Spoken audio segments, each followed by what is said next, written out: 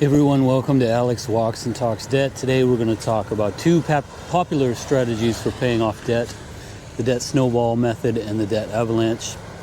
These methods both have their pros and cons, so let's get into it and break them down. Okay, so anyone who's looking to pay down debt has probably come across these two strategies. I just want to quickly go through them and show you some of the area where I'm currently at. So let's start with the debt snowball method. Debt snowball method is like a snowball rolling down a hill, getting bigger and faster as it goes. Here's how it works. So basically it's a pretty simple process. You list your debts, you write down all of them from the largest, from the smallest to the largest. And what you're going to do is make minimum payments on all of your debts while first attacking the smallest debt. So let's say you got four separate debts. You just choose the smallest one so that you can get it out of the way quickest. And then once you have that out of the way, the first one, so that's it. That's the method. It's very straightforward. So what are the pros? So the pros are basically motivation and quick wins, very psychological.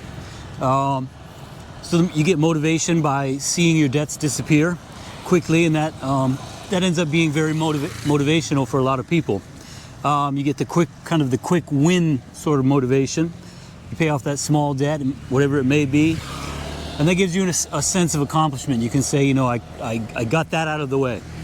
So those are the biggest pros: motivation psychologically, essentially, and a sense of achievement when you knock out that debt very quickly. The cons of it are more mathematical. So basically higher interest costs. So if you have high interest debts that aren't the smallest in total, then you are going to end up paying more money in interest over time.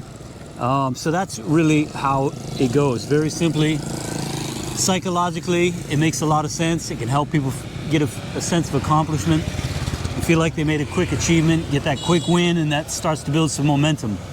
So that's it. Okay, so let's move on to the debt avalanche method. Debt avalanche method is like, it's very different from the debt snowball because you're attacking the most difficult debt first. So some would say it's kind of like, climbing a mountain range and climbing the steepest, highest mountain first, right? So here's how it works anyway. It's pretty similar. So pretty similar to the snowball method in the steps. So you have to list your debts and you write them down. But here's where it differentiates from the snowball method. You are listing your debts from the highest interest rate to the lowest.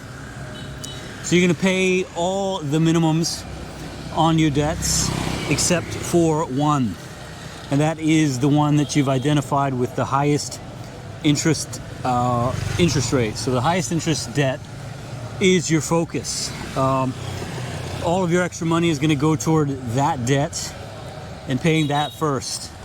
And then once you have that knocked out, you're going to go to the next highest debt interest.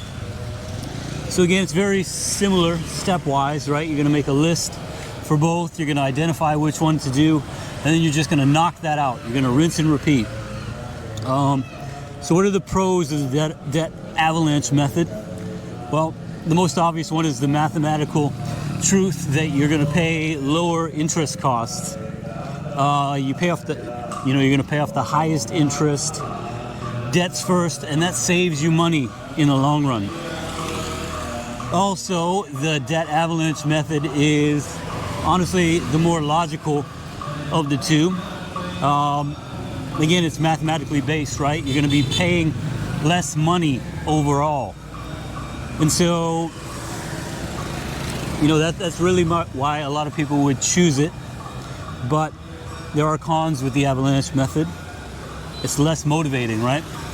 You don't get the sense of achievement by knocking out those small wins first and then building momentum.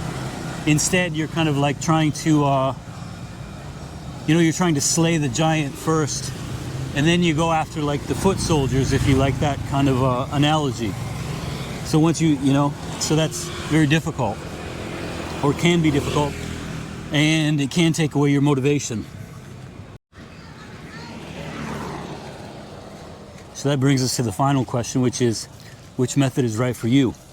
Well, ultimately it's going to depend, right? It really depends on your personal preference and your financial goals. If you value motivation and quick wins, the debt snowball method is probably a good fit. If you prioritize financial efficiency and you want to minimize interest charges, the debt avalanche is probably going to be more suitable for you. Remember, the most important thing is to choose a method that you can stick with and one that helps you achieve your goals of becoming debt-free. So in the comments below, guys, I've linked resources that can kind of help you compare the two methods. So basically, these are a couple calculator tools, and they'll allow you to run the numbers. It'll help you to list out the, you know, whatever debts you might have. And then you can really break down the numbers, and it'll help you establish a timeline of what it would take, you know, what it will take you to actually chop down your debt. Ultimately, again, it's up to you, right? If you prefer the psychological wins of the snowball method, and that's what you can do, do that. If you prioritize the mathematical efficiency of the avalanche method, do that. Ultimately, though, it's whichever one you're going to stick to and allows you to get the debt out of the way. So that's really it. So just to quickly recap, it's really a very simple differentiation between the two. Snowball's more psychological. You're going to pay a little bit more money, but it allows you a quick sense of achievement, and you get that small win, and then you can step up and get the next, you know, the next smallest win, and so on and so forth. And then ultimately, you know, you've kind of leveled up each time, and you're going toward that you know, that giant at the end. So that's pretty rewarding, pretty motivating for a lot of people. So do that if it makes sense to you. Likewise, for just as many people, the avalanche method is going to make sense, and you know, mathematically, it's going to lead to fewer, lower payments overall, because you're going to pay that massive chunk of interest first. But also note that this one probably takes a little bit more, you know, willpower, right? Because you are slaying the giant first. And then, you know, if you like that analogy that I used before, then you're going after like the sub-bosses, the foot soldiers, whatever you want to call them. But anyway, that's today's video. A quick comparison of the debt snowball method versus the debt avalanche method. Let me get out of the road here. It's like rush hour.